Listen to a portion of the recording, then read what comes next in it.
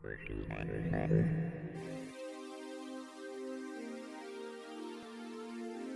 money, money, money, money. That's all I ever hear in this house. And then tell everyone we were arguing with, told you he was going before 40, told you he was going before 58. Now let's just take that dude at 33 and have everyone hate us, but get a few texts from people around the league being like, man, I can't believe you took that guy. I thought he was going to be there.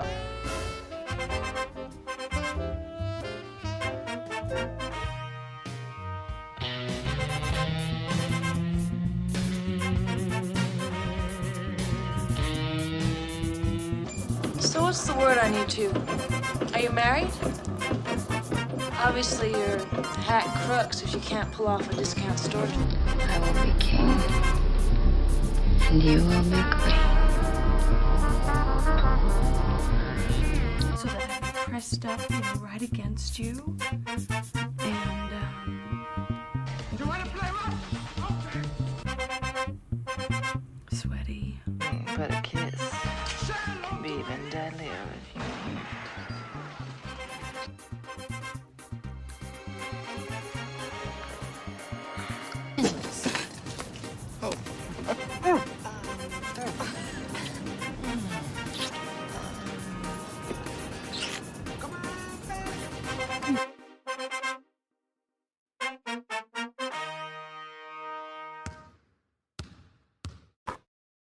Hola, niños y niñas, and welcome to Hum Daddies. What's up, everybody? Welcome to your Hum Dizzle Daddies. Dave, you're on a giant screen, or I'm on a giant screen, and you're on a small screen. Let's make the screens even here. Let's go split screen. There we are. How's everyone doing on this Friday night? I'm Jake Lucas. I am your Hum Daddy host with co-host producer Dave Greenstein. And tonight we welcome soon come special guest who's warming up right now for us in the bullpen, stretching out that arm, Dom Peralta. For all of our boys back in the East Bay, you're going to meet Dom Peralta live in the flesh. We're actually live on screen. And you'll see who this mythical figure is, who is the king of the community and Bay Area sports chats. Dom Peralta, stellar design. Can't wait to have him on. Tell what's going to happen tonight on the show. Ye old gibber, aka Dave. Let us know what's going on, buddy. We're mixing it up. We do some movie pods. We do some sports pods tonight. We're doing sports and movies. We're gonna bring it all together. Dom's coming on. We had a great a movie episode last week. And in that, we were noticing there was a fire on some of the special characters, like Kim Basinger out of the original Batman. These very electric, very sexy actresses. And so we decided, let's just go ahead and make an episode from the 90s about the ones that left a special little something for us when we were in our teen years. And we thought it'd be a fun one to do. There's too many to pick from, so we'll do a draft on that about halfway through tonight. But yeah, Jake, listen, Dom is kind of another godfather of this podcast. I mean, the opener at the very end of this, our nice little Hum Daddies kind of 20th Century Fox appeal, is created by Dom Peralta. Dom Peralta, and he does it all. He does this for a lot of other people, a lot of other podcasts. We are blessed to have him help us be a participant tonight, filling in for Joe, who's off with the boys, having a night out on the town. Boys night out. I'm sure he's going to get real loose, and we'll maybe Joe will just pop in on a 9:30 clip here for a little, Yeah, you never know with old Giuseppe Starkweather. He's a wild card. That guy is deuces wild. Old Joe Seppemsworth. But yeah, Dom, can't wait to have him. He's put together some epic hangouts with Paulie Mack and Tony Ryan and all of our boys, Rod Brooks, and really helped get us ingratiated with the Bay Area sports podcasters and ex-radio guys. And that's why the Hum Daddies are here, building momentum. And not to mention our boy Zachariah on the chat line. Zachariah, who comes to you, our fellow Hum Daddies, on the Heat Check episodes we have on Tuesday night. Zachariah soon to have his own solo show, and we're going to have a morning show. There's all kinds of shit going on with us Hummers. But Dave, let's get into it real quick with the most frustrating teams in sports. I think they're all located here in the Bay Area. these assholes on my hat, the Giants, will make you want to hang yourself. And the 49ers had a draft that was pretty infuriating Suspect. for a lot of fans. Pretty suspect. Yeah, exactly. So which one would you want to get into first? You want to get into some? Yeah, go ahead. Let's talk Giants baseball real quick first. I think I threw you for a loop there. We're going to go NFL, but let's go Giants baseball because you and I took the kids to the Giants game. We had a lovely day. It was a little cool at first, but it cleared up. It was nice out. Jordy's first baseball game. I am now the guy who got to go to Jake's first baseball game with both Mila and Jordy. Yeah, my daughter Adrian came. It was a great time. It was a great game. It was the best Giants play of the entire season. We saw the potential in that one game across the board. They got down early on a 3-run home run. They battled back. They fought. They scrapped. Jung-Hoo Lee played the best game of his career. They closed it out at the end. They did all the right things. I don't want to steal all of the highlights, Jake, but then we had moments where we were on the big screen TV, Simbaing our children. Yes. We got T-shirts. I mean, it was the perfect first baseball game, Giants game. Adrian's second Giants game, first of the season. So, what was your hot take there? Dude, it was such a great day. I took Mila a few days previously to the Dodgers Giants game Thursday. It was a 3-0, just typical Giants no-show game like they had today. Almost the exact same game. They had 2 hits, I think, and didn't have a walk. It went by in an hour and 58 minutes. Just Giants didn't show up to the yard as they do. And there was the Dodgers, so there's all these obnoxious Dodgers fans. It was so packed, you couldn't move. But the one we went to together with Jordy's first game, it was amazing, dude. He got his flip-up sunglasses, as did Adrian. He lasted all 9 innings, as did Adrian. Adrian's a real trooper, man. She was a great hang. And Devers had an RBI double. You want me a player prop? I got a clearance item that had Devers on it for my wife. She likes big, comfortable shirts to sleep in. It was a giant Rafael Devers double XL pajama shirt, basically. I was in my Devers Gigantes jersey. Jordy was in his Devers full chipmunk. Gear. Yeah, full chipmunk. And that's not I wouldn't buy much stock in him right now, but apparently I did. It hit on that Sunday, and everything was starting to feel good for the Giants. Like they won 7 of 10. They still had a couple of those no-show appearances, but overall, you win a series from the Dodgers, you win a series against the Marlins, and you're feeling good going to play the skidding Phillies, who just fired their manager and lost 10 of 12 or something. And what do? Get swept yesterday, blow 2 saves in one day. Yeah. And today they get shut out. So what the hell kind of team is this? There's nothing like it. Nothing like it. There isn't. There's all these metrics and historical records that people keep flashing, all these stats like this hasn't been done. Like things haven't been this bad since the 50s. Things haven't been this bad since 1890. Like what the hell kind of fucking team is this? Yeah. I mean, we're looking at the modern day the natural team. What was it, the Lightning? The New York Lightning, I think they were. That's what we're watching. Losing is a disease. That's the way this team feels right now. They're mentally soft. This is one of the softest teams mentally I have ever watched. The fact that they can't figure out how to score a run on a potential day where you can sweep multiple times in a row, losing 3-0.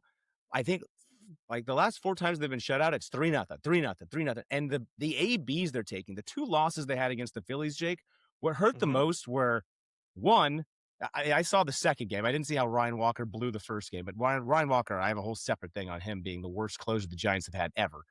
And how he keeps getting rolled out is ridiculous. But the game right there, they had a chance to take the lead in that game after blowing the save.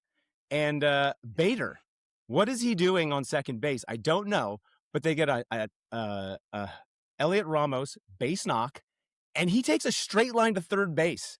A base hit up the middle, which is you're going to take a round, you're going to do a little banana curve around third base, like you're going to score, because you should score on a base hit right up the middle every time off of second base, especially if you're a fast center fielder. And Bader blew it. I mean, he absolutely base roaming, clumsy, and you'd think, oh, okay, it's not that big a deal. You don't want to make the first out at home getting thrown out. Sure, first and third, but the Giants, if they're going to do anything right with the guy on third base, then less than no outs. Was it Bader I haven't seen or it. Gilbert? I'm sorry, it was Gilbert. Sorry, Gilbert. Yeah, Gilbert. Nonetheless, gets on third, and then here comes Matt Chapman. And Matt Chapman right now is almost the worst 3-hitter I think I've ever seen on the Giants, because the guy does not understand. Like, he needs to take some BPs with Jeff Kent, because Jeff Kent knew how to get a guy in every time on third base, less than 2 outs. That was automatic for Jeff Kent. He's getting that run in. Chapman has no idea how to cut his swing down to make contact to get a guy in. He doesn't know how to do it. And it's that kind of momentum. It's not just one game. It just ripples through multiple series afterwards when you don't execute. And what do the Phillies do? The very next inning, sack fly, end the game, execute. Like, it was no big deal. And this is a team that's skidding. So it was just really rough to watch that much failure. Yeah, I agree. The main point I want to drive home, which you touched on, is Matt Chapman, Willie Adames, they don't make contact with less than 2 outs and a runner on third. They whiff through 3 pitches like clockwork. It is the most frustrating thing I've dealt with as a Giants fan. They did it last year too. And it seems like Matt Chapman, like, his average is good. He's hitting like 270 or something, which is good in, modern day MLB. But every time I see him in a clutch situation, he doesn't come through. Not even close. He strikes out. Strikes out. Almost like his double hits plays. Maybe he hit him lead off to set the table, because when ducks are on the pond, he's sure as hell not going to come through for you, dude. I mean, at this point, as weird as it sounds, I want a Rise, and I want Jung Hoo in 3-4 in this lineup. Like, that's who I believe might get a knock. Gilbert, same thing. That guy can get knocks with runners in scoring position. I've seen it multiple times. Like, put the guys who know how to do it in that position, and let everybody else just hit around him. And meanwhile, Bryce Eldridge is tearing the cover off the ball in AAA. So at this point, you got to bring that guy up. What the hell are you doing if you're not bringing Eldridge up? He's not striking out as much either, and like it would matter on this team. It's time to bring him up. You need something different. You need something to change. 100%. So I want to hear what your take is on Ryan Walker. Do you have a little spit on him? Yeah. So Ryan Walker, every closer I've ever seen be exceptional in the league has a look, has an understanding of what they're doing when they come out there. When they step on that mound, they are battle tested. Even if they've never done it before, you can just see in a guy's eyes when they're a closer. And this guy is not. I mean, he comes out and he just looks like anything is going to just destroy his confidence. He is so sensitive, sensitive to the moment. Dom's on. Dom's up. What's up, guys? Uh-oh. We're getting a little kiddo. Oh, you're getting echo? Dave, you can turn off his echo on his mic. Yeah, let's see here. We'll do it. We'll get there. Okay. We're getting there. Jake, are you getting echo right now? Hey, I like that. Yep. Okay. Absolutely. Oh, It says I can't turn the echo cancellation off during recording. Darby Thanks, Peralta, Riverside. do you see that bar on Riverside to your right with echo cancellation? You make it purple. Go to the right on your mic. It should be like 2 things under. yeah, it won't let me do it either. Hello? Uh-huh. Yeah, that's it. There we go. Can you guys hear? Yeah, I'm but here. we're getting our own echo. Okay, here. Let me. Echo. Here, I'll jump out and jump back in. Okay. Okay. All right. Well, in the meantime, let's hear what you had to say on All right, Ryan so- Walker. so, He's a in fin- buffoon. in He has no finale, confidence. I saw him last year blow the single most important game against the Angels early in the season. The Giants had a chance to have a great road trip. Blew a two-run game there, and I completely lost confidence. This guy doesn't have it. He doesn't have killer instinct, and he's proven it time and time again. Every time he has a chance to close a game, he's going to make it really tense, and it's not usually going to work out for the Giants. He's had a few games where he's closed it out, but it has to be perfect. As soon as the guy gets on base, the guy crumbles. So if I'm going to make a suggestion here, this guy should be on the mound. His name is Eric Miller. And Eric Miller, if you know from the video, is the guy who came on the mound against the Nationals, struck out the last batter after there was some feisty words earlier, and told everybody on the entire bench of the Nationals, "Fuck you, fuck you, fuck you, fuck you." That is your closer. He needs to be on the mound. Oh no, the echo's still here. All right. Well, I like what you're saying about Miller. Dom, Let me see something here. Jipper. There's no way you can take off his. It says it can't be changed. Did I you can't. try to move it to the right? Yeah, I tried to. Yeah. Let me see here. Hold on. Sorry. Audio. It sounds kind of cool. I don't know if I can hang with it. I don't know if I can hang with it. Let's see. Shit. Let's see what you got. All right. Well, anyway, here, Dom, mute yourself while you're playing with it, and you think you can figure out a solution for us. So David Greenstein, that's what you think of the Giants and their closing situation. Yeah, it's an easy change here. Eric Miller's the closer. All Vitello has to do is say, "You're the guy," and we're going to start winning baseball games, and we're going to do it with some ferocity. I mean, we're going to do it in a level that makes you feel like warm and fuzzy at the end. And if we don't, this team's going to skid. Vitello's going to suck and get fired. So I kind of don't really care either way at this point. You want to win baseball games? Give me Eric Miller. You want to lose Vitello, which I'm fine with now at this point, recognizing where his faults are. That's fine too. I mean, that's how it is. Nothing like it, baby. Nothing like it. So what do you think at this point? Aside from bringing up Eldridge, which might be the last chance they have of adding a spark or turning the season around, what do you say they just do like this hardcore axing of Tony V and maybe even Buster Posey and Manassian? What if they got rid of everyone and cleaned house and started fresh?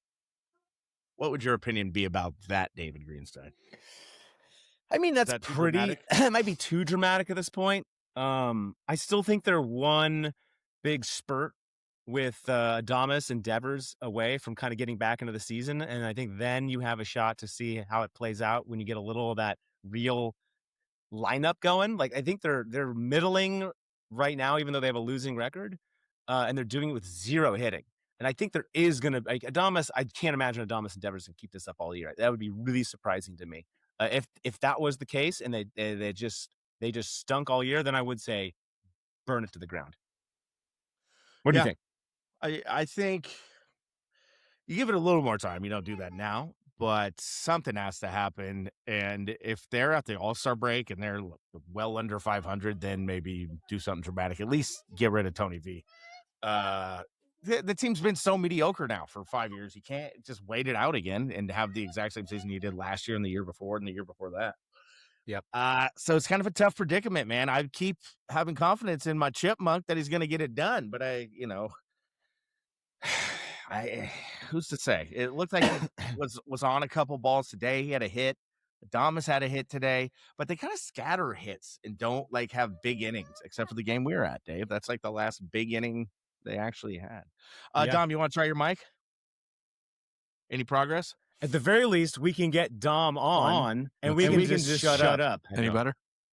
Same. No. Test. Big echo. Same deal.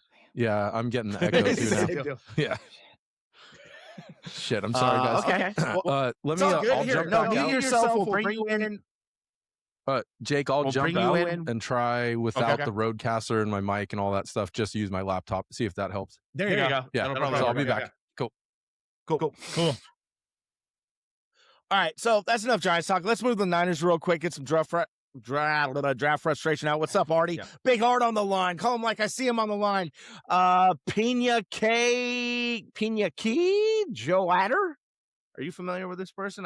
Thanks for being here. Yeah, love it. Welcome. Love it. Welcome. Grab a glass of wine, welcome. a beer, whatever you want. It's Friday night. There might Yeah. be some other echo. It's my daughter screaming for daddy to come put her to bed, but that's not happening. Sorry, That's Mom. not echo. That's just fresh Adrian audio there. So you wanted to show. So you were, Niners. hey, I have these statistics on the 49ers drafts. They're not as bad as you think, Jake. They actually, when you look at the numbers. All right, let's hear what you got, Dave, about the 49ers draft. All right. So here's what's been happening over the what I wanted to evaluate is how bad is Shanahan, or is there just perception that he's bad? Because we always get these draft grades immediately after the draft is over, and everyone kind of just hears those, takes it to heart, they internalize that, and that's what they live with the rest of the year. We don't often go back and say, how well did they do? What was the return on investment, if you would? And so what I did is I looked back at the last 9 years since Shanahan came on as the head coach and looked at the draft grades and then looked afterwards how the actual return came. Did those players pan out a little bit? Certainly the record can change over a few years because it takes a little bit of time. Dom, how's it going? How are we doing on volume? Do you want to do a check? How about now? You're good. All right, there you go. Rock and roll. Ready. We're in it. Cheers, guys. Cheers, Cheers. Dom Peralta in the Dom. house Oh, without echo.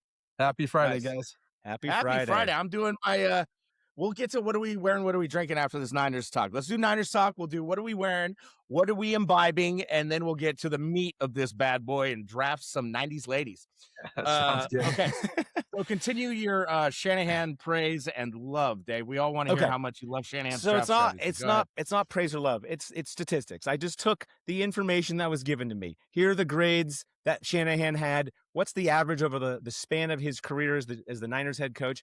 What was the return? How well has he done compared to the rest of the league in terms of the return of those players? Because there's all this, oh, well, these guys are underrated and they're going to be way better than you think, and I'm so smart, yada, yada, yada. That's the spiel that we always get from Shanahan. So the reality is the Niners have particularly been bad on the draft grade right after the draft. They are a CC minus. They are in the latter, bottom half, 20 to 25%, bottom of the league in draft grade right after the draft. You And look like this you have a is- question. draft consensus right after the Right draft after. before And anyone that is- plays. That is based upon needs and then the players that were available, the top players that were available at the time. That's the basis. This comes from a website. I just manipulated the data. Okay. Then the second piece, the outcomes. How do they do? And I will say there was one year that's the anomaly year. We'll call it the Purdy year, where you get a way higher grade, Niners, because you got lucky that Brock Purdy, you walked into him not only as a pick, but also then had 2 quarterback injuries to allow him to even play ever. Otherwise, we probably are still wondering if Brock Purdy's even in the NFL. He might have never even had a shot. So with that, the Niners end up in the top third of the league. They're 11 to 12% over that span. There are some really bad years. There's some very good years in the very beginning. So they were number 6 2 years in a row in 2017-18. Then they were number 2 in 2019. You can credit George Kittle for that one. Number 4, and then they started to slip. And this is kind of interesting. They slipped after 2020. This is right after they lost close after they lost the first Super Bowl. And this might have started to be when Shanahan's brain started to turn into a funky disaster. They were 17 in 2021, 11, 13, 6, AKA the Purdy year. And last year they were 32. So they are trending in the wrong direction, both draft grade, which has consistently been bad and it's not getting any better, and they're getting worse at the ROI. So Jake, to your point, yeah, Shanahan's not doing well, but he's not doing well as of late. Over the span of his career, he's done pretty good. Yeah.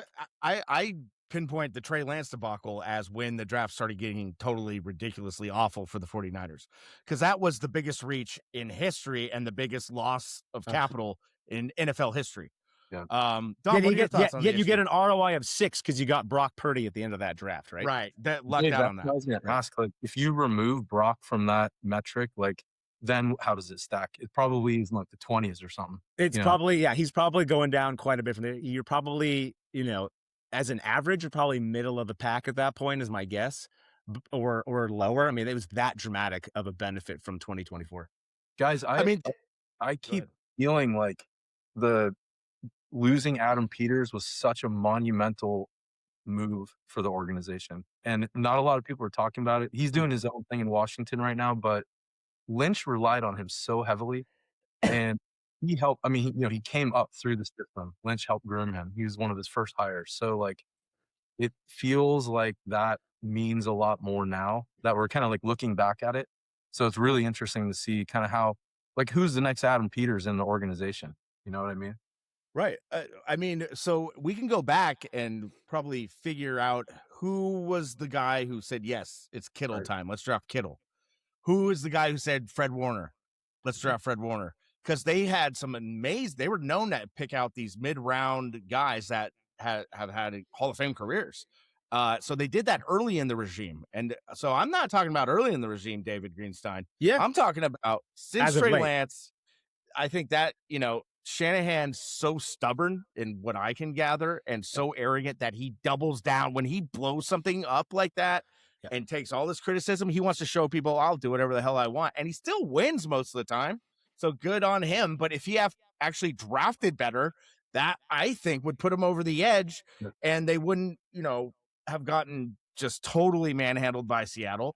I think, I don't know. And there's so many aspects. He's such a head case in pressure situations, but a stronger offensive line would have done wonders for this team. And I just really don't understand the drafting running backs every third round. That makes zero sense. And the receiver pick, okay, Juwan Jennings is leaving, but guess what? You signed Evans and you signed Christian Kirk. So why the hell are you drafting receiver first? And I like the player. I have no problem with the player. I just the lack of addressing needs and his openness about saying how overvalued linemen are. I don't think they are overvalued because it's really been hurting your team to not have big time offensive linemen. I will segue with that, Jake, because I wanted to bring that to light as well. I think it's important that the offensive line is something that's been decimated, at least it feels like it's been getting more decimated, and we're not getting any younger, obviously. Right. So I looked at, where are the best offensive linemen. I just took the top 20 offensive linemen in the NFL today, and I looked at where they were drafted, what round, what number, and ultimately came up with a quick little distribution. And of the top 20 offensive linemen in the NFL today, 70% were drafted in the first round. The other next 20% were second round. Everyone else after that kind of doesn't matter. The bottom 10%. That's the top 20. Now, maybe it gets different if you look at the top 100 linemen, whatever you want to do. But the big picture is, if you want a top player on the offensive line, if you're not picking him in the first round, you're probably not going to get him. And so scheme is all as much as you want, Shanahan. But you need to realize that if you want the good player, you need to pick him early, and you just need to figure out who it is. That's your best shot. And he's not doing it. He just refuses to, and that is shooting ourselves in the foot. It's following a year where we were towards the bottom of the league in yards per carry. Yep. Christian McCaffrey averaged what, 3.5 a carry or something, by far his lowest average. He was under 4. Yeah. Right? Yeah. Yeah. 3.2, I think. Yeah. So crazy. He only had high yardage last year because he carried the ball enough times to break his legs, which I know was a heat check item of topic. So we won't have to dwell on that today. But yeah, that guy's, he's a stubborn SOB and love him for it, but you got to be willing to know when to slow down Christian so you can save him for the big games too. And I don't think we did that last year. Hopefully he doesn't, take a step back physically this year because of it, because we need him to be top notch, because our running back that is coming out of the draft can't catch, as you spoke to, Jake. So we'll see how the Niners play out our running back situation this year. Oh. We have a whole room of running backs that we've drafted. There's a whole keep a doghouse full of wide receivers and running backs. Yeah, that's all it is. Yeah, Shanahan's drafting players for his doghouse. We also need to stop trading. We need to stop trading down to take running backs, and we need to start trading up for less picks to take offensive linemen. Like, let's take 4 picks in the top 2 to 3 rounds, and let's just live there for a little bit. Yeah, totally. I agree, Dave. I think we got that guy in the 4th round, right? The offensive lineman. I think that was the first O-line guy. Kansas guy. Yeah. Was his name Carver Willis? I think. Is that right? I think so. Yeah. For this draft. Yeah. Yeah. So who knows? We'll see how that guy pans out. But kind of piggybacking off what you guys were talking about, the Niners have always refused to do Hard Knocks, and I always thought their spin on it could just be Kyle's doghouse and really focus on those players that get drafted, and then they really don't get time. And there's 10 to 15 of them to see. You could see how their career pans out, with the Niners, post Niners. It could actually be kind of interesting. But certainly he's good at grooming backup quarterbacks into future NFL Super Bowl champions. He can do that better than anybody in the league. There's an idea there. I love that, though. Follow Kyle's doghouse this year on Hard Knocks. Shanahan's doghouse players. Hey, the Niners years do it eventually, right? They keep avoiding it. They've avoided it for years, and I think now they've got 2 international games so that they can avoid that. Probably, right? They're trading out. So, right. I don't know. We'll see. Yeah.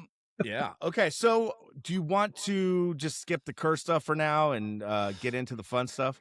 Yeah, we got. Yeah, no, I don't we don't need need to talk Kerr. Steve Kerr. Real quick, Kerr may be in, maybe out. We still don't know. There's been interviews. There's been talk. It sounds like the Warriors maybe want to keep Kerr. It sounds like Kerr maybe is a little discouraged by the way he's been thrown under the bus politically and what he likes to do outside of the NBA. That's enough. We'll see if Kerr comes back. Anything else? Talk amongst yourselves. Talk amongst yourselves. Striza, she's like butter. Like butter. Okay, David, what are you wearing and what are you drinking? Well, since I'm not going to do my version of Jake's Brooklyn Jewish mother, but I am wearing. My mom, by the way, is from Queens. I am wearing the T-shirt that Dom, you missed it in the very beginning, or maybe you were on the chat for a little bit. Yeah. But yeah, grabbed this one last weekend Sunday. So got on that tee. I'm repping more of a 90s style cap at this point, if you consider it, and also the fact that I'm just sick of the wearing Giants caps. So got on my tribe cap, which every time I wear this cap, I get comments. It's unbelievable. Everyone's, are you from Cleveland? Like everybody loves seeing that fella right there. So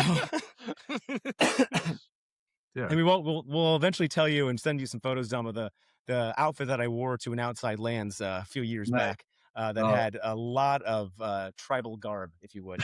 Awesome. No headdress, all sports related. So yeah, and then with that, I'm also drinking a Charbonneau, which is a wine that we get from a local place down here in Napa along the river. Great wine. It's all from El Dorado County randomly, and then the label's super cool. It's El Cap from Yosemite's. That's awesome. So there you go. Don, what are you drinking? What are you wearing? Let's see, Dave. So are you in Napa? I'm in Napa. That's awesome, man. Next time I'm up there, I have to go kick it. Oh, you got to drop in. Good friends up. Absolutely. Yeah. So I got home, poured myself a Moscow Mule, so got a little double going.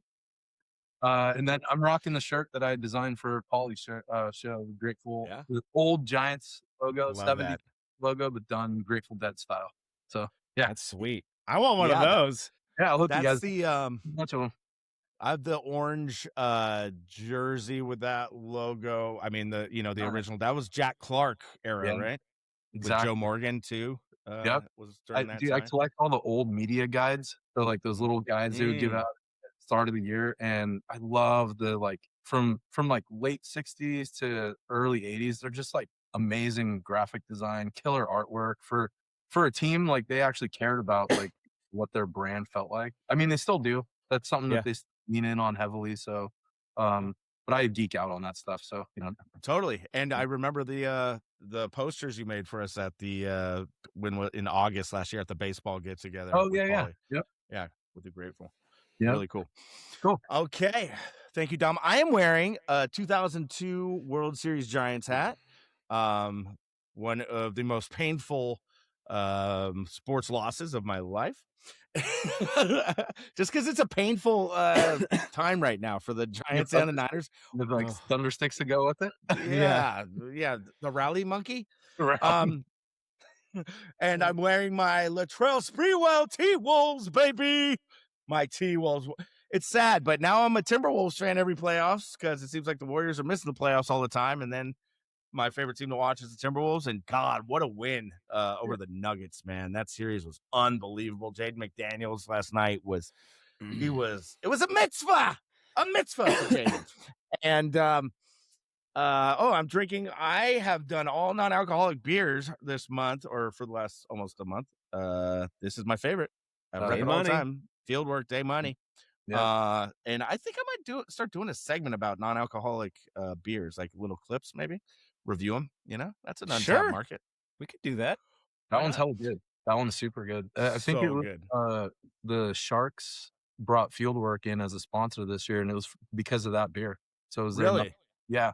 Nice. I went to a couple games and I saw it everywhere in HP or SAP. Yeah. There's a Fieldwork right next to my house in Berkeley. That's nice. Yeah. Awesome. Oh, the Berkeley one's awesome. I love that place. Tolbert, that's one of his sponsors too, correct? Fieldwork. Yep. Yeah, exactly. Tolbert's known the owner for a long time since they started, and because they had their space over near him, so he's real close connected to him. I go to the Fieldwork Dom in Napa because nobody goes to field work because there's so much wine and it's always empty and perfect and it's right next to all the great stuff and you can bring food in, you can eat there. I love field work. It's my favorite brewery for sure. Nice. That's awesome. All right, let's get to the good stuff, baby. Hell yeah. 90s women of cinema. We're splicing our show. It's Hum Daddies mixed with our new On the Reel kind of movie show.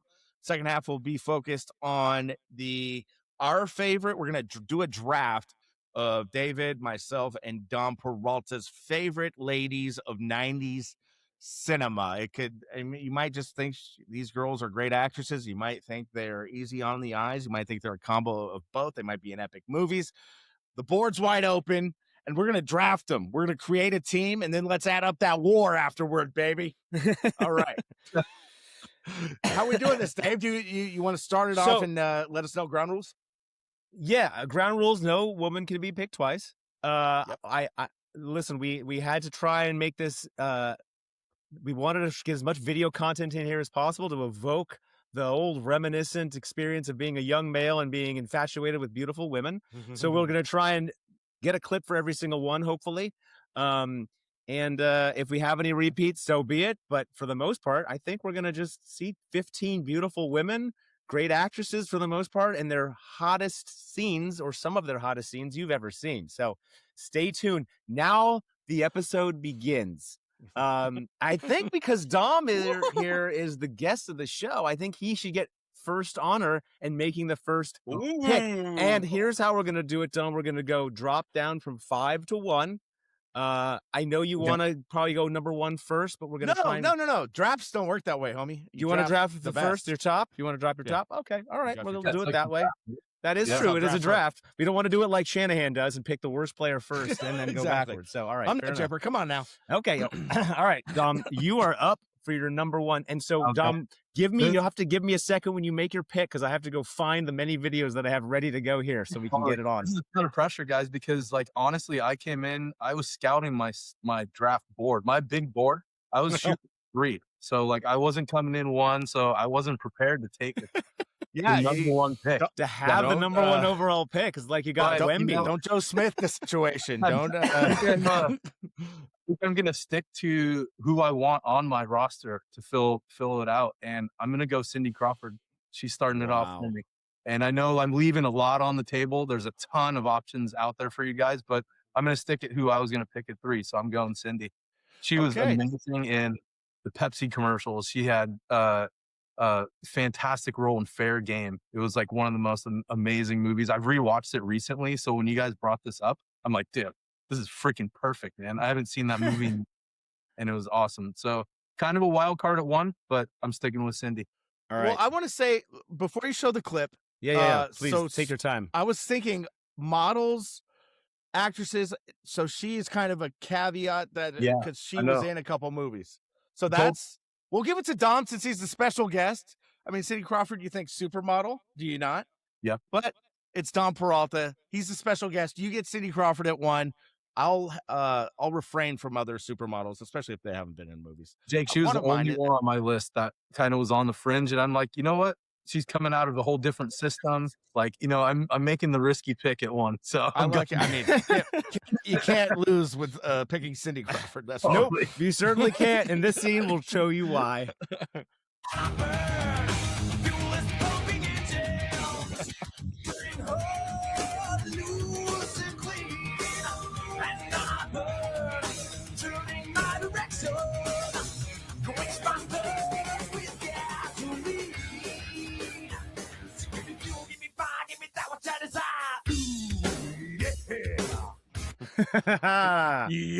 Opened it strong, my friend. 13 years old watching this, and I'm like, holy shit.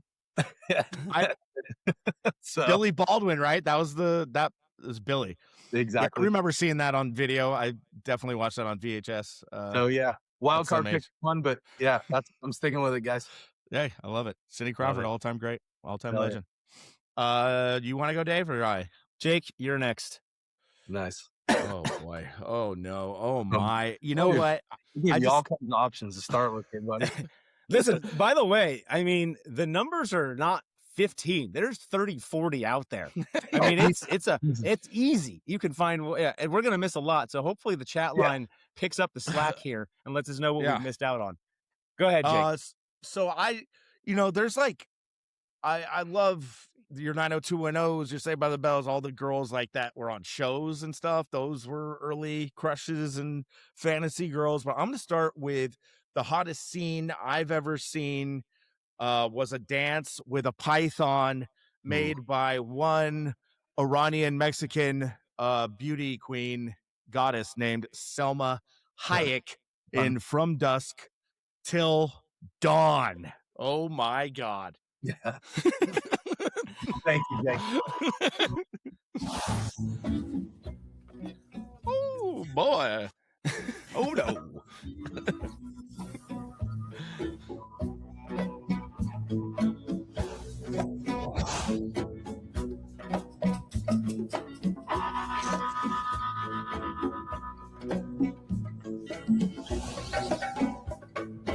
Watching her strolling in the night, so white, wondering why it's only after dark.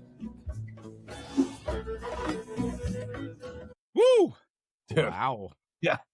Okay. Ouch. From Dusk Till Dawn. Yeah. Some say from 6 to midnight. That, Jake, I had her on my list too. I had her from the street scene in Desperado. Like, just right. Yeah. I mean, nailed it. Amazing. Desperado amazing. too. Selma Hayek has been one that's been one of the hottest women of all time, and obviously she spans well past the 90s. But in the 90s, she was fire. Yeah, Fools Rush In too with Matthew Perry. She was that was good stuff too. But yeah, there you go. And also from Dusk Till Dawn, heavily influenced our boy Ryan Coogler's Sinners. Yep. He used a lot from that movie. Interesting. Did not know that. David. All right. Well, I'm gonna go with one that might surprise you guys. I think all my picks could be kind of surprising. I'm gonna go with Jennifer Connelly. Not that she's surprising, but to take her number one overall might be surprising. But I just found her to be like that girl next door look. All the movies that she was in, that were just, she always played this kind of like just tease. And I, as a young boy watching her in any movie that I saw, I was like, man, that woman is hot. I wanted to play the movie where she horse riding one, but I'm forgetting the name of it off the top of my head. But I couldn't find a clip in there.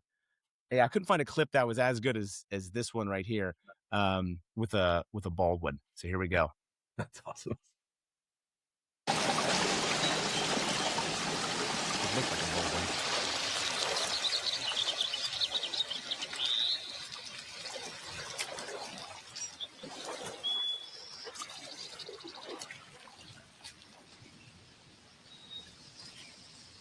Well, how old are you? I'm 19.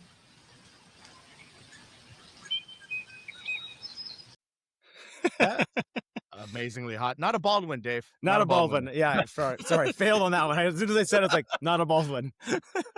Yeah. I'm just ordinary as that one. Not, I mean, yeah. Here we go. Yeah. Good. I could see the you like that look. She kind of the green eyes with the dark hair. I mean, yeah, it kind of looks like someone I know. Dave's wife has the same kind of That's amazing. same color hair, same look. Yeah, nice. Yeah, wow. I remember her as a kid. One of my favorite movies was Once Upon a Time in America, this Jewish epic gangster movie. Yeah, just it's still on one of my favorites ever. De Niro, James Woods, and she played the young version of De Niro's love, like he was in love with her. And then Elizabeth McGovern played her as an older character. Just back then I thought she was hot. I mean, she was only probably 13 years old or something. The movie I was thinking of also, the Rocketeer was the one that I was thinking of. Was this the Rocketeer? Yeah, Rocketeer, and then the opener where she's in the kind of the lounge area, right? That's from Career Opportunities. Another one where kind of just, but yeah, and her beautifulness has continued on through the, her agelessness is just. Blood Diamond was she was amazing. Oh yeah, great call. Yep. That was one awesome. One of my favorite actresses too. That helps a lot. Yep. Great actress. Yeah. Oh yeah. Wait, was she the one who was getting rammed in the heroin movie? Yeah. Requiem for a Dream. I didn't show that scene. I could have.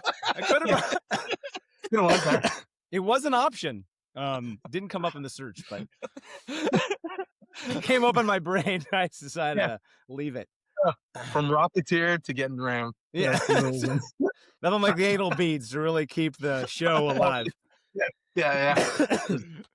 Thing. All right, Dom. All right, Dom. Up to bat. All right, guys. Well, all right. So, I mean, I think what I'm coming back to here is I was kind of going between two, and I love her as an actress. I also love this movie. It's one of my favorite movies ever. I'm going Michelle Pfeiffer in Batman Returns. Mm-hmm. Oh my God, what a great pick! Yeah, what a pick! I mean, that movie, like, I remember seeing it. I was in Lake Tahoe at the South Lake Tahoe movie theater there at the Y with my parents, my brother. We all had Batman hats on. Like, we were all in on it. And I'm like, holy crap, dude, Michelle Pfeiffer, this is out of control. So the scene with her in the mall, it's just incredible. Hit it.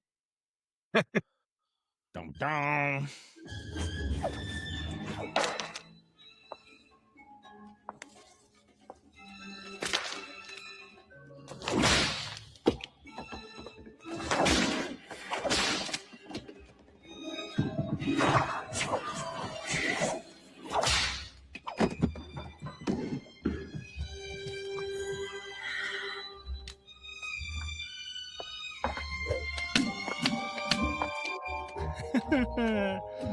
So good.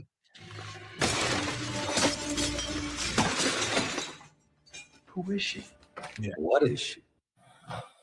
What is amazing. Oh yeah. And Dave, I know you pulled up a video too of the she's on top of Batman, the lick scene. That is the opener. Yep. I mean, that was one of my picks too. I was like, listen. I was thinking that was my next pick. So yeah. That's a great pick. You didn't pull a Shanahan. You went the best available on the board there. You did. That was that was a second round offensive lineman you just picked right there, Tom. Hey, we got to tackle. You got to have a replacement for Trent, so I'm getting Catwoman. Yeah, you get to go Catwoman. Good call. Good call. And I just want to say Michelle Pfeiffer is not limited to only how hot she was there. I mean, 80s, she was incredible. Into the 90s, I remember with Wolf. The Jack Nicholson movie Wolf, she was in. She was really hot. Fabulous Baker Boys, I think. Scarface. Yeah, Scarface in the 80s. The Grease 2, which I mentioned briefly on our high school thing, was Oh, early yeah. 80s. Yeah. And even up to now, dude, she's like a super hot 70-year-old, which is awesome. And that Harrison Ford movie when she was like in her 50s, What Lies Beneath, kind of a horror movie. Yeah, that was amazing. Okay, let's see. What do we got? I'm gonna go. What do I do here? Just Dom, my favorite chick probably of the 90s in general. She did like a French movie, so she doesn't count. But Laetitia Costa, remember that model? Oh, she yeah, was on yeah. Rolling Stone with like all the roses. That cover, just beautiful French supermodel. Anyhow, I'll go with another model who also did a lot of film and music, and was my daughter isn't named after her, but might as well be. Mila Jovovich, Fifth Element's own. Just one of the prettiest faces. Dazed and Confused. The Joan of Arc. Just really gorgeous face. I drew her in art class in high school, and it's one of my favorite creations. Nice. Mila Jovovich. Do you got anything there, ye old gypsy do? I do. Here we go. Oh, I'm so sorry. Oh, I forgot about the auto wash. Please. Help. Hi. Menaloine, trakta satun di mondo ciwen met lakta liguna. Ispero bena kasma fero junda. Deno fergi hamas met trut kidzid handla. Suk. Dopo metimbakta se no voi. Tito male ne palela. Fero. Kiko hamas stato un tron. Sono to. Nella dindo scala. Nella dindo. Gela boom. Good. That Fucking The old Jipper. Thank you guys for waiting through the movie intermission here at the Hum Daddies. Yeah, that's a good way to qualify it. On long, like 3.5 hour movies back in the day, they had intermissions. We had to go, get a fresh new beverage because my wine is really far away from my hand, and so here we are. But we're back. We're back. Hopefully the chat line comes back. All the fans that were on the last one who said, "I guess I'm gonna go do something else," like bed, woke up and returned. I think we had just finished the second round of picks there. So I did Mila Jovovich. That was my number 2. You had you're up, Dave, on number 2. Am I up on number 2? Yeah, right on. Okay. All right. I'm gonna go with kind of a similar style of beauty. You know her well. She's been in plenty of movies, but her best 90s work, her hottest 90s work was every week, prime time on a Thursday night, Jennifer Aniston. Here we go. I mean, I can't tell you how many times she walked into a scene and it was cold in that room. I mean, it was a special show. She did it. It was her thing. And here, this one is a little extra special. Oh, boy.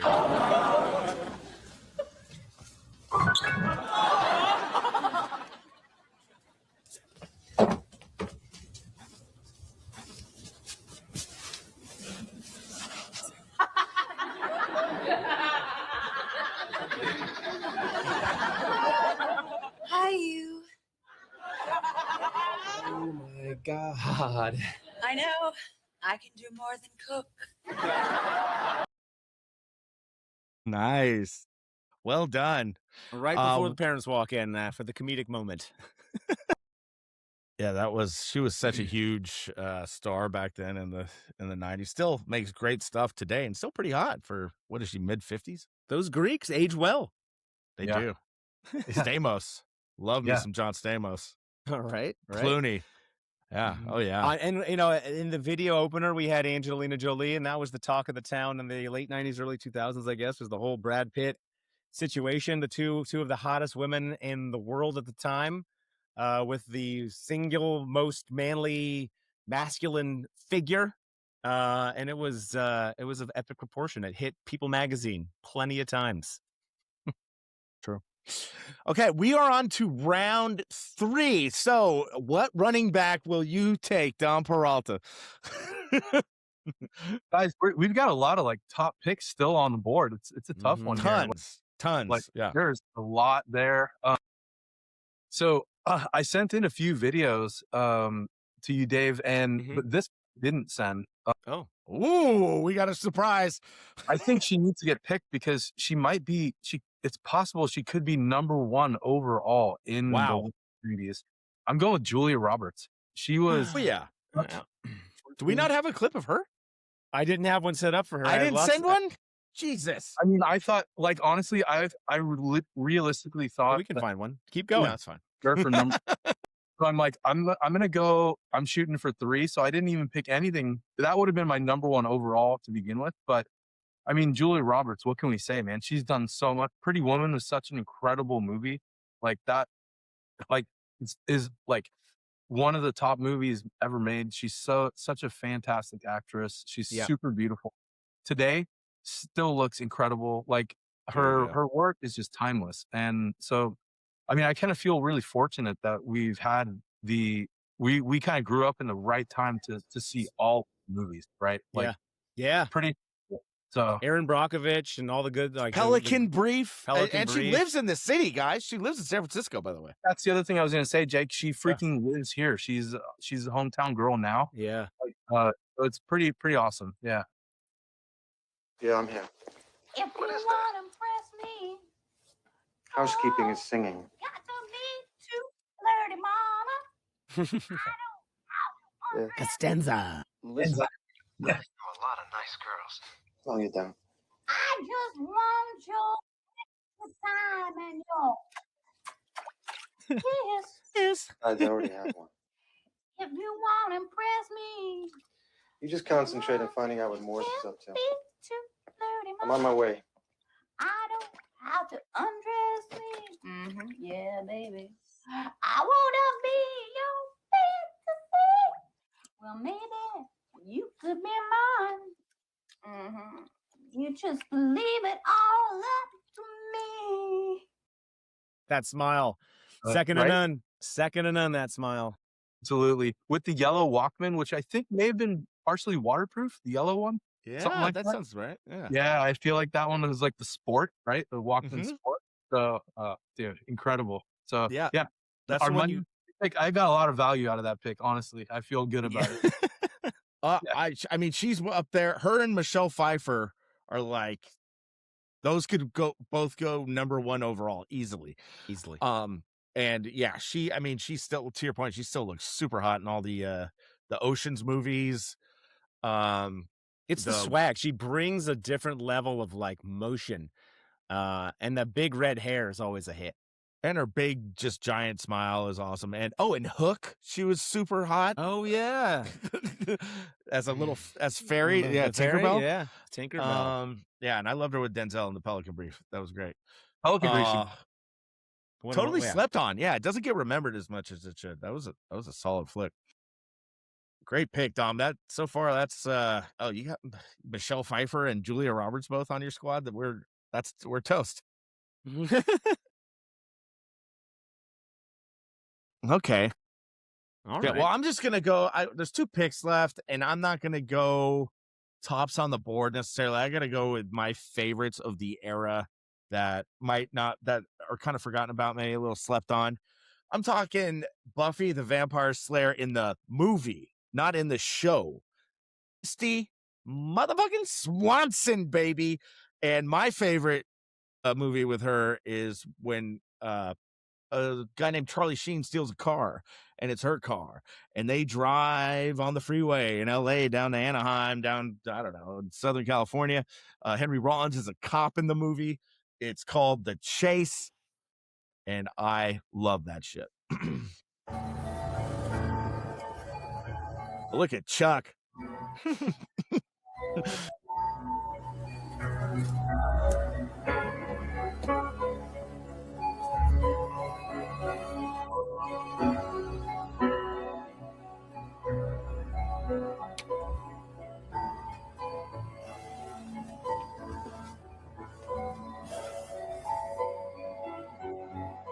Some nice close-ups here of both of them. Very nice.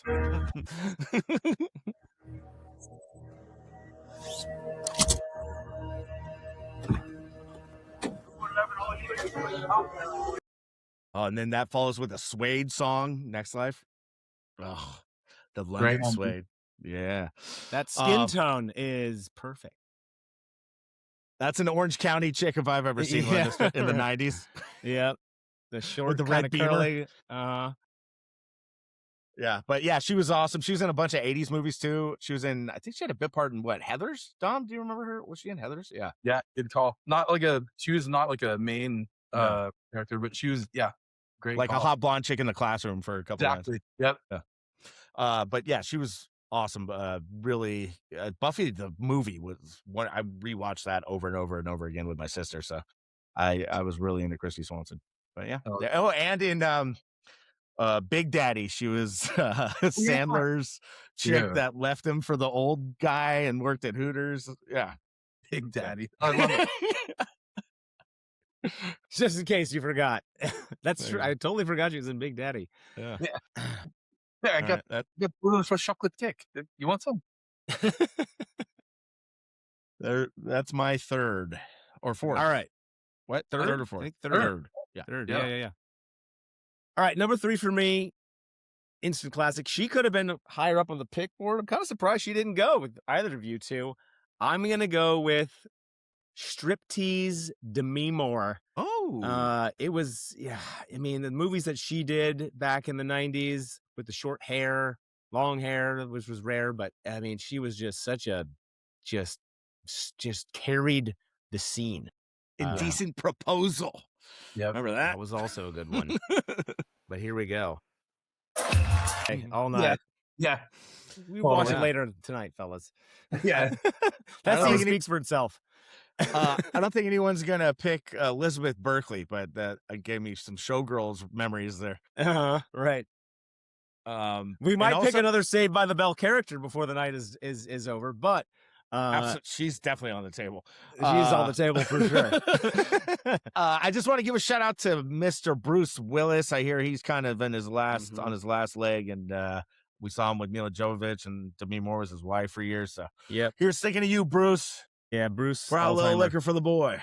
And we'll have to do a shout out. Maybe we'll just do a special episode and just draft maybe Bruce Willis movies, because the reality is he defined about 15 to 20 years of, you know, some of the best action-packed movies of all time. Period. He's such a legend, dude. No He's denying. And he was a really Comedy, good actor. really good actor and on the comedic low. roles. Yeah. Pulp Fiction, obviously. Whole 9 yards. Nice. Actually, dude, Action Hero would be a good one too. I think this whole series could be pretty sweet. I love what you guys are doing with this. Like, Rags and I were tuning in the last couple that you guys have had. It's freaking awesome, dude. It's so much fun, you know, Yeah. just talking movie lists. It's awesome. Yeah. I love it. Yeah, Well, and Tom, like you're welcome on anytime, man. Yeah, Right in with the movie world. hell yeah. I'm you know, in the creative world, like what inspired me to get into design was movies. So like the Star Wars, the art of Star Wars is what pulled me into understand what industrial design was. And that really came from like the creative side of making a movie. So like I'm all in. Like film and movie has been my thing forever. So yeah. Actually, funny you bring that up. After having a 2.5-year-old having to go through the Disney Channel or whatever to look for stuff to watch that isn't just like the run-of-the-mill cartoons that are where the color is distorted. It's just like too saturated and it hurts your eyes. And I don't want my daughter to watch that. We've gone back and started to watch so many of the early original animated films like The Sword and the Stone and all this great art. And like you look at it and the animation is so beautiful to see done by hand. It makes such a big difference. And I appreciate it so much more now, having seen the evolution of where cartoon movies have gone from computerized to the extreme where they almost look real, where it's like, well, we kind of lost sight of what the cool part of cartoon movies were, is that it was a kind of, and you can see it's almost the hand stroke is very noticeable in these movies versus each one was the realism. hand. Yeah. Yeah. And the cocks on all the Disney covers. Oh, here we go. Back to the show, says Dave. Right. No, and also to that, when Mila was younger, I was really trying to get her into Jim Henson stuff. Like, have you seen Emmett Otter's Jug Band? It's like this epic Muppet. It's from Jim Henson, so it's kind of these characters that look like Muppets. And I think like Robbie Robertson did the score, like, or Levon Helm or something. Like a lot of those band dudes. Yeah, Yeah, they that's were an all amazing. both those guys were involved in it. Dude, that guy is an amazing creative talent. Like what he did, that's awesome. Good pull, man. I haven't heard that. Yeah, Emmett Otter's Jug Band. And speaking of Jennifer Connelly, the David Bowie movie she was in with. Yeah, Henson. good call. Well, yeah, it's one of the best. Not as hot, but very entertaining. Yeah. Okay, we are on Don Peralta for his number 4. Round 4. Ooh, okay. So, man, where am I going to go with this one? Oh boy, I've got some good choices on the board. I'm going to leave one on here. I hope one of you picks her.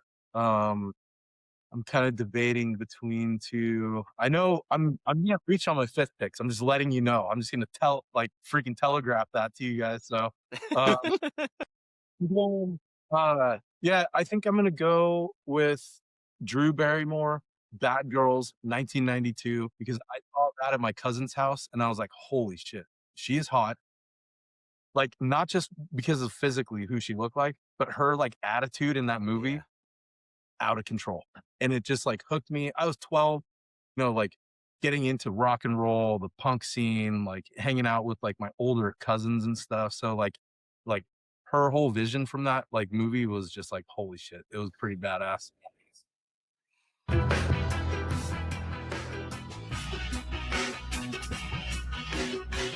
She's got a twinkle in both eyes.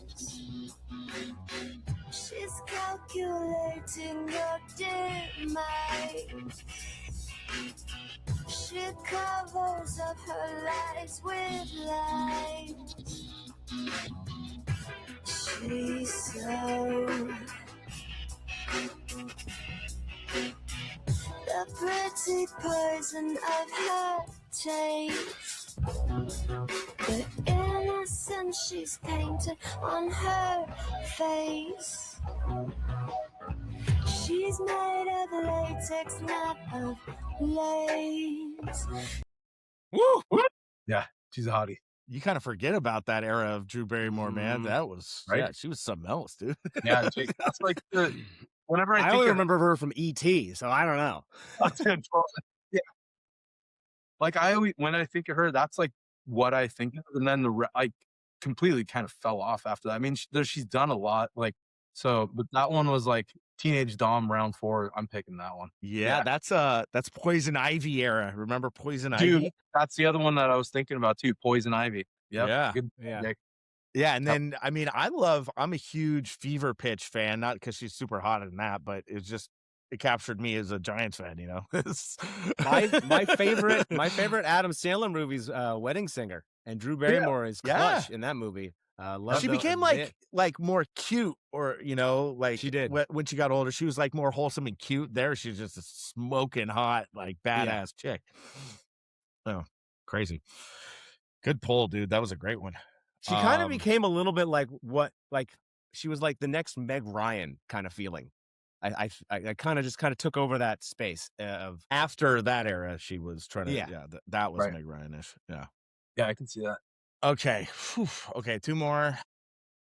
I think I got to get this one because Dom said it too.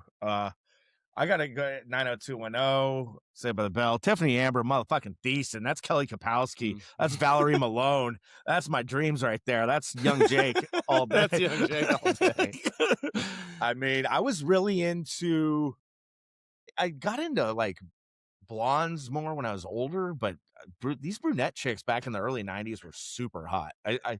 I'll have some honorable mentions later, but here's Tiffany Amber Thiessen.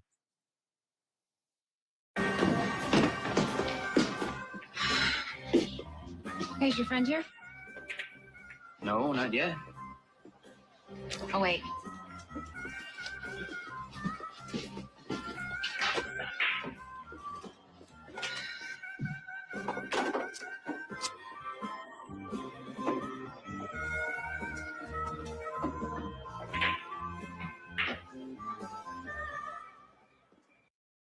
Woo, nice. That hair. She always had the hair was always the thing from Saved by the Bell, like the big hair, and then even when she cut it short, it was full and luxurious. There's something about it that was luxurious. Just wanted to put your hands in there and reach around. And reach around, huh? I think you're thinking of a different dude with short hair. You could hide a pencil in it and you wouldn't even know it's there. Yeah. You're thinking of Screech. Dave, you're thinking of Screech. True. Where did she go, Tiffany Amber Thiessen? She kind of dropped off. She was the hottest shit around, and then she just couldn't quite make the movie switch. I feel like she couldn't quite figure out a role. After 90210, she kind of got typecast. She was like, I am a high school kid, and no one could kind of translate her into. It happened to a lot of those people, a lot of those actors and actresses. She had some show on USA, I remember, and then she had some short-lived network show that I did. I was like an extra on back in the day when I was a younger man. Yeah. But it was like so cool. People didn't give a shit about, seeing. It's funny, the people you're like starstruck by. I was starstruck by seeing Tiffany Amber Thiessen, and not by Julia Roberts, but by Tiffany Amber Thiessen, just because, I don't know. It's weird how that works. You're like the teen shows that you watch every week. Like the 90210 people, I saw Luke Perry right before he died, and that was like my hero growing up. So, that's the kind of people I'm really starstruck by. But yeah, that's my pick, man. Great one. I'm going to go with another one that, you could put her at the top of any list too. Cameron Diaz. Cameron Diaz was so hot, and she was so hot in The Fucking Mask. The Fucking Mask.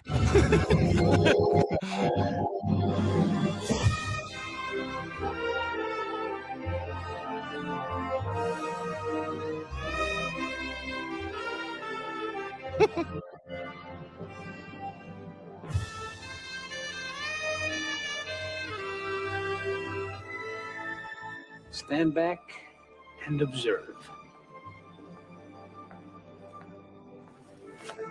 Excuse me, where can I open a new account? New accounts right here. You know, you're lucky you caught me. I was just on my way out to a very... Hold this for me, please. I will hold anything you want. Thank you. Can you help me?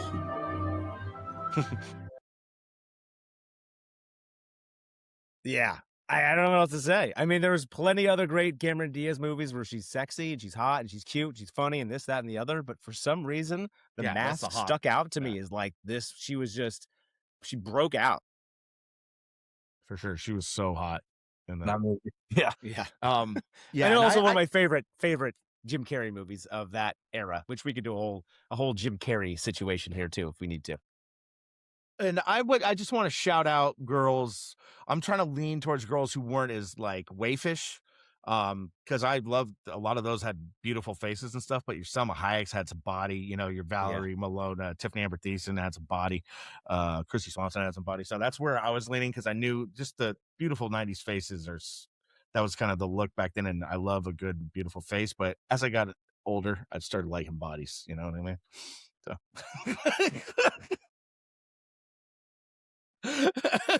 both work. All right, or we round 5, right? Here we are. Here we go. Now, listen, Dom, before you pick your fifth one, just recognize this is the value. This is the unrated. We're going with your low end Brock Purdy. You know, who's the I like it. Undervalued. Yeah. Undervalued pick. My head's at, buddy. Like, so this one is a no brainer. Like, in my world, could have been number 1 just because that's how I feel. That's like, there's a little Costanza in me all the time. I'm going May in My Cousin Vinny, like, is just one of the most iconic roles ever. It was. And also, she like just blew me away. So Marissa Tomei, like, is my Marissa Tomei, Jerry. Yeah. Marissa Tomei. My Cousin Vinny. I used a Craftsman model 1019 laboratory edition signature series torque wrench, the kind used by Caltech high energy physicists and NASA engineers. Well, in that case, how could you be sure that's accurate? Because a split second before the torque wrench was applied to the faucet handle, it had been calibrated by top members of the state and federal Department of Weights and Measures to be dead on balls accurate. Here's a certificate of validation. Such a good pick. Balls accurate. So good. That movie's so great. And she's so perfect in it. Did she win Best Supporting Actress, or she just got nominated? I think she won the award. I don't know if she won. I know she won. I'm pretty sure she won either Golden Globes. She might have got a Golden Globe. She would have. Yeah, she won an Oscar for that. I think she won the Oscar for that. Yeah. I feel like she won something. I mean, dude, Marissa Tomei. What can I say? And in The Wrestler, 15 years later, she's as hot as ever, playing a stripper. In Before the Devil Knows You're Dead, she's incredible. The Ethan Hawke, Philip Seymour Hoffman film. She's also one of those that has this crazy longevity, and she's been hot the whole time.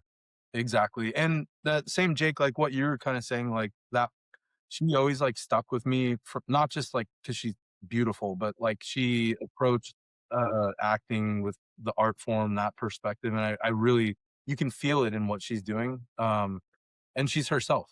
So yeah, I love it. Yeah, that role too, the way she just zings out all of the technical stuff with the little, like, I don't know, is that like a Queens kind of accent there? Or I can't quite, whatever the New York accent is, or New Jersey, probably more likely. It's just so spot on and just makes you just tingle with, like, this is so fun to watch. Oh, when she's talking about like the Buick Skylark with like posi traction, like all the all right, I love you. It's amazing. She was so good. Her and Pesci were such a great combo. Yeah. The two Utes. The two Utes. Yeah. What are Utes? What do you mean, the two Utes? There we go. Great pick, dude. That's great unbelievable round out value. top 5. Unbelievable value. I'm gonna go. God, Jake, I hope I have your video on this one. I feel like you're gonna just pull. You're gonna pull random here, but go for it. I am pulling random. You don't have a video. I don't think. I got to do this. It's so me and I think it was Aki, kind of a group. We had a talk as like on one of our kick-its as teenagers about, we were really into these girls with like the huge brown, like wavy, curly hair, like Renee Russo in the late 80s, early 90s, Amy Brenneman in Heat. And then she was Judge Amy. And my favorite, randomly, is another 90210 girl, was Rebecca Gayheart. She was at she's in 90210 in like season 5 or 6 and married Luke Perry's character Dylan and then gets killed. But just that look, I'm gonna go with a combined long, big brown haired women actresses. I mean, it might be you know, kind of a deep pull, but if you guys know what I'm talking about, that kind of look. I mean, kind of Kathy Ireland had that look for a minute. You know what I mean, Dom? You know what I'm talking about. Dude, yeah, Kathy Ireland, I know exactly what that look, like Yeah. Kathy Ireland kind of like, she was iconic for it. So yeah, Totally. great call, dude. Yeah, that was like the early 90s kind of like, aside from your short hair like Demi Moore's and maybe Drew Barrymore, and they had that short hair thing which was hot, and then that big brown curly wavy hair was. I don't know if I got it big enough, Jake, but here we go. Wow. Yeah, Gayheart, Still haven't tried Oxima. Yeah. See, it's not hair color. It's subtle color. Or no, it was for her. Nice. There's no ammonia or peroxide. It even conditions your hair. Good! The coolest thing, flirt washes out and makes shampoos. That's it. So there's no commitment. Nothing. None. Zero. Nada. So come on, what are you waiting for? Flirt by Clara. There you go. And that just reminded me, she was the Noxzema girl in a different commercial like campaign. Yep. And well done on the media and marketing team that worked on that, because like part of those lines I like still remember, and I haven't even seen that thing in like probably like 30 years. Yeah, right. Unbelievable. Totally. I remember that shot of her in the chair. I was like, holy shit. I haven't seen that since I was 10 years old. Awesome. But yeah, man, that captured it perfectly. Great quick pull there, dude. Oh, and Juliana Margulies, good call. Danny on the line. Yeah, he said, do you remember when Drew Barrymore was married to Tom Green? That was not the highlight of her life. And Liverpool soccer was originally the fever pitch. It was based on a book about Liverpool, not a movie about Liverpool. All right, guys. Well, I'm going to round it out with probably the worst actress, hottest actress of all of these. You know her well because she was a Bond girl. She was in Wild Things. Oh, Denise? Yeah. I'm going for it. I'm going for the Richards. Somebody had.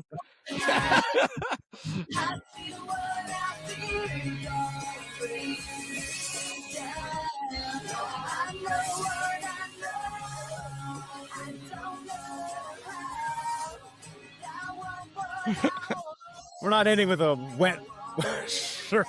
What are we doing here? It's getting late. No one's watching. 3 hours of Hum Daddy.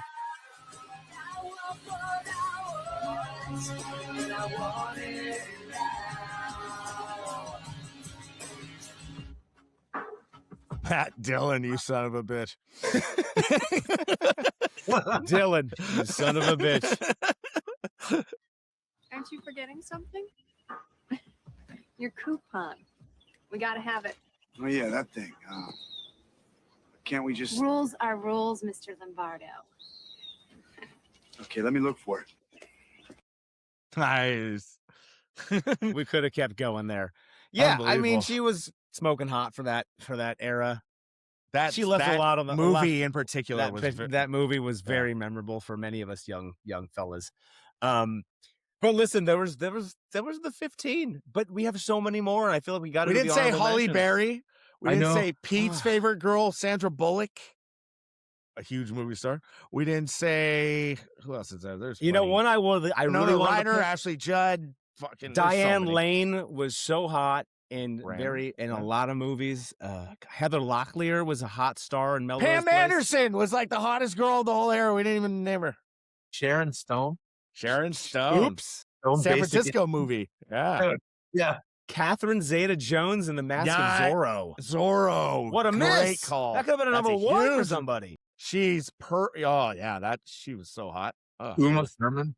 Yeah. Uma Thurman. I had Jamie Lee Curtis in the opener. Even that Yeah. one scene alone could have put her in the on a top 5 Yeah, list and that was when easy. she'd been around already for 25 years in the 90s at that point. And she was still hot. Jennifer Lopez was coming in pretty thick back then. Out of sight. J-Lo, out and of sight. U-turn with yeah. And the Cell with Vince Vaughn. Off the In Living Color days. We didn't Yeah, get right. Gwyneth Paltrow. Danny missed said on- Denise Richards is hot as fucking undercover brothers. I saw that in the theater. I felt very awkward as a white man in that movie or watching that movie. Yeah. Amazing. And he we says didn't hit Catherine Pam Bell Anderson. from Jack. Pam I just Anderson said that. didn't get it. We So- didn't. No. One that I thought about too, and she didn't have like a huge role in Dracula, but Monica Bellucci. She was Yes. So hot. Yeah. Especially later on. I think she was one of the women that just as Italian like a- aged like a fine wine. And then Elizabeth Hurley, who was on the opener as well. Yes. She For was yeah. And then you Man. got like Shannon Doherty, you know. I mean, she was an epic teen star back then in the 90s. Really hot Yeah. for a while. We hit the top on. 15 well though. I think Alicia if you- Silverstone, Jennifer out of Tilly. Clueless. Oh, Alicia Silverstone. She Yeah, was super hot. For Clovis's a while. own. Yeah, just like Kate Scott. Clovis's own. There you go. Jennifer Love Nice. Hewitt, we missed. And she was a big Yeah. time thing back for a lot of the young teens. Oh, yeah, She's- she was wasn't an pretty actress. young though. She kind of broke out more later. I can't no? hardly In Party wait. of Five, I think she was like in 12. Party of Five. Yeah. Right at the very end of that series, she got hot. It was okay to call her hot. Claire Danes. Huh? What about Claire Liv Danes? Tyler? Carrie Russell. Liv Tyler. Liv Tyler. Oh, and those Aerosmith videos. Jesus, how do we miss that? Good call. I've got Aerosmith on my vinyl right over. Attaboy. Nice. Very nice. Gwyneth Paltrow. Anyone say her? I She was got a her in huge there, deal. but yeah, she was huge. Oh, but yeah. Yeah. Lucy Liu was in Ally McBeal. He's like I don't know probably- that she was particularly hot back then, but she was. She got hotter in her. She got hotter. Older days. Yeah. late 90s. Yeah. Yeah. Great stuff, guys. Hey, I mean, what was her? Whatever. A lot of chicks. A lot of hot chicks. A lot of hot chicks. A lot of movies to put them in. They all made theirs. We didn't even Kim Basinger that you mentioned, Dom, that I mentioned at the top of the hour. Yeah, she Yeah, was exactly. 80s when she was mostly on fire, but LA Confidential. Yep. Yeah, Yeah. exactly. And who else? Who else? Just keep naming them. Keep naming them. I want to hear more names. I want to hear more names. Did we get Alicia Silverstone? Yeah, Dave just brought her up. Okay. No one picked her. I mean, Yeah. He wasn't picked. Amanda Peet, she's a little after her. Dude, what about Nicole Kidman? Did anyone Yeah, mention? no one picked Yeah. her. No pick Kidman. Jesus, Eyes Wide Shut. I don't think that was a 90s movie. Yeah, it but- was. Was it 99? Was Yeah. it 99? 98, 99? Yeah, 98, 99. Yeah. Shit. I know. And that other Irish one she was super hot in, and Days of Thunder she was super hot in. He's a Thunder. Oh, dude, that movie, man. Freaking. She had the big hair, but it was like blonde, red, or strawberry blonde. Carmen Electra and Baywatch. Yeah. She wasn't much of an actress, but yeah. Not many of my picks were. Charlize Theron was starting to come around at the time, but she wasn't necessarily, trying She to play wasn't the well sexy known role. back. She had a some wasn't. movie with Johnny Depp, The Astronaut's Wife or something. Oh, yeah, yeah. That was in the late 90s. Good call. Yeah, we could go on and on. Oh, Christina Applegate, dude. Like, oh yeah. You know what? Look, I didn't go too much into like shows. Like I Right. Yeah. We didn't want to remove the TV, Dom. So if you got any TV hotties, I leaned into some TV hotties. I mean, that's all. Yeah, Yeah. definitely up there, dude. I mean, man, Yeah, she has to be a. Yeah, that's a Easy. shame. That's a shame we didn't get her in there. no, seriously, like, yeah, she might be the party pick out of all. She is the party pick. No, she's like an undrafted free agent that just balls Oh out. yeah, dude. Title favorite center, dude. I was- another. Yeah. not to like migrate into football, but I'm like, dude, is there somehow that they could just like trade all of their draft picks and only get undrafted? Undrafted. Yeah, Like- Elijah Mitchell's of the How about world. no picks? We don't want. Let's just go get undrafted Totally. free agents. Just have yeah. a whole roster of them. I mean, yeah, the Niners are historically good at those guys. Exactly. Yeah. When did Rebecca Romaine become hot? That was in the 90s. Was that the 90s? That was 90s. Yeah. Late 90s. She's a Berkeley girl. I think she went to Berkeley High. She went to Berkeley High. She was Yeah. in X-Men. Broke poor John's heart for Jerry O'Connell, the fat kid from Stand By Me. And then I think, are they divorced now too? I don't know. Who knows these things? Brooke Burke,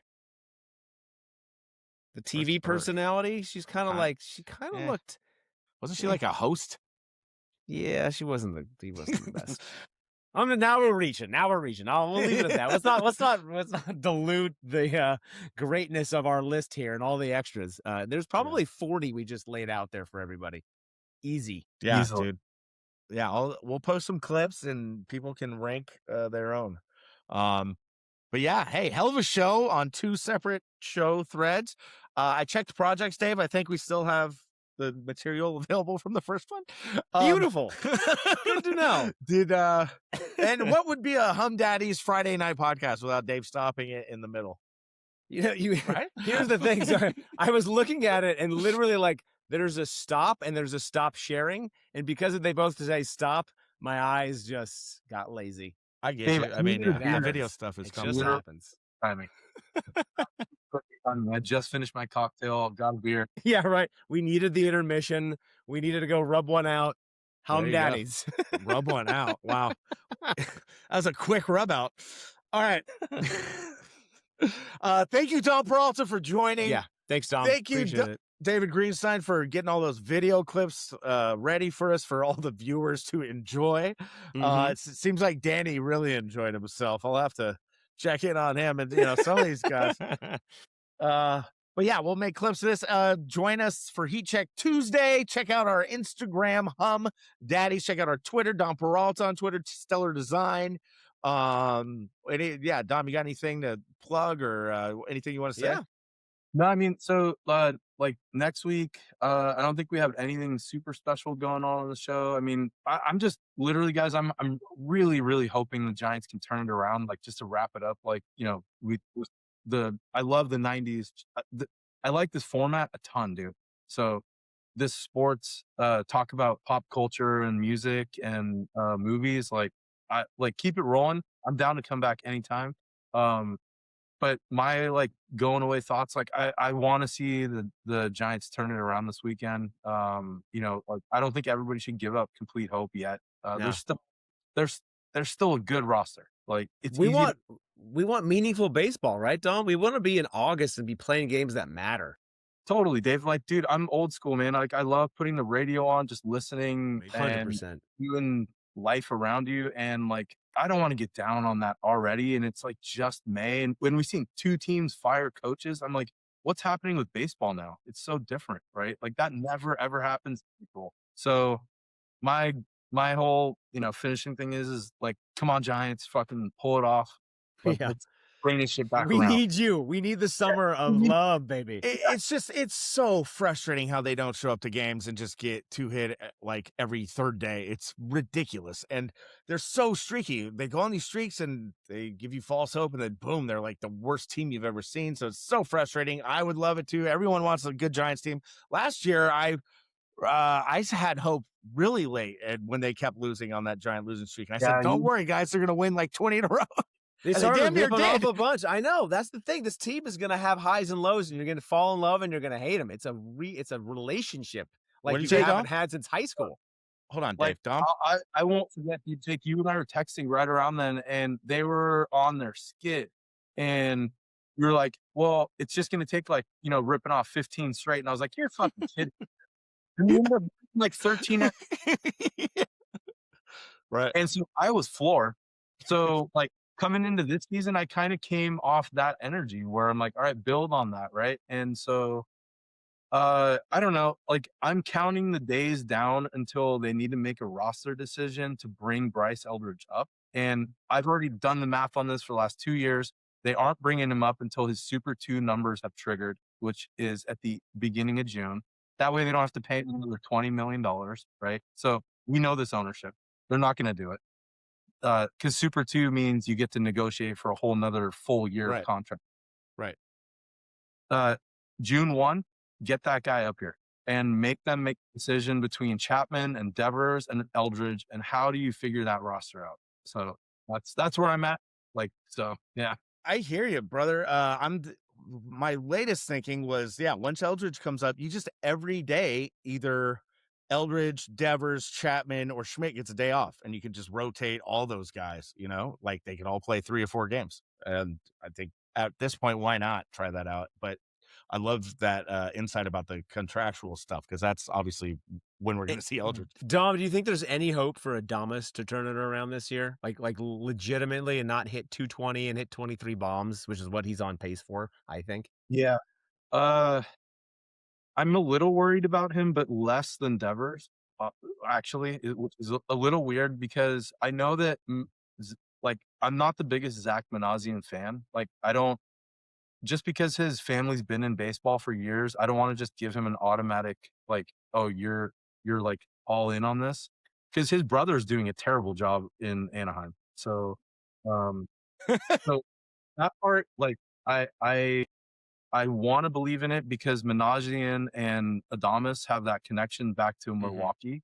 So traded for him, he brought him, and then when Manassian came here, he wanted to bring him here. So, like, I have hope with him because, everyone always keeps saying the back of the baseball card, but so he's probably at, like, I don't know, 70%. I think he could probably come back from it. I'm very concerned about the Adames. It looks like he doesn't give a shit. Like, You mean so Devers? Yeah, Devers. Yeah. So yeah. So I'm worried about him. I would have the back of the baseball card argument for Devers over anyone on the team, because he's had already like a unbelievable career, and he's not that old. Yeah, I mean, I think there's some mechanical shit he really needs to work on. And Clark mentioned remember that when shit. Bonds showed up and Jock Peterson hit 3 jacks that night? Totally. When he talked, Barry Bonds, come out to Oracle and talk to my chipmunk, please. Rafael Right. Devers, please. Right. I think if he gets his mechanics back and straightens those out, the guy has so much power when he's actually on. So I've been waiting for that. That's the one thing I'm hopeful, or I'm holding out hope for. It doesn't look like it's happening anytime soon, but we'll see, man. Everyone wants the Giants to succeed. Hopefully they do, Dom. I love the positivity. It's just been really hard to be positive last week. All right. Well, I guess that does it. We are the Hum Daddies. Thanks again, Dom Peralta. Thank you, David Greenstein. I'm Jake Lucas. And check us out on YouTube. Check us out on Instagram. Check us out on Twitter. Stiller Design, Polymax Particles. It's all love. It's all family, baby. We'll see ya. Have a great weekend. Hum Daddies. Good Peace. weekend, fellas. I'm going to hit the stop button now. Cool. Yeah, you're good.